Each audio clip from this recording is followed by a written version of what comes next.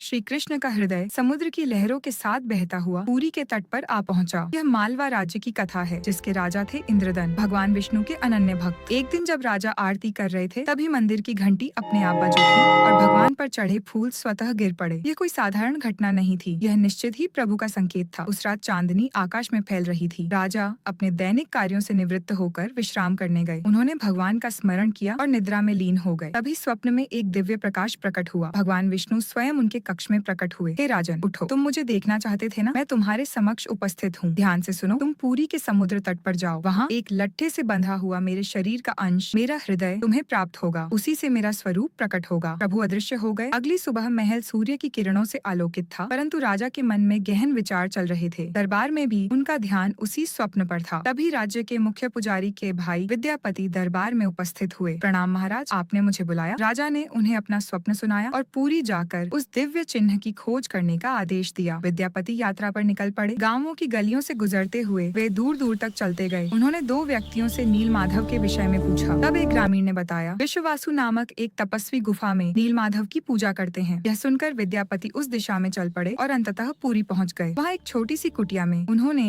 एक आदिवासी तपस्वी को ध्यान में लीन देखा। विद्यापति ने विनम्रता से कहा, क्या आप मुझे नील माधव के दर्शन करा सकते हैं? मार्ग का रहस्य सुरक्षित रखने के लिए उनकी आंखों पर पट्टी बांधी गई और इसी प्रकार उन्हें नील माधव के दिव्य दर्शन कराए गए।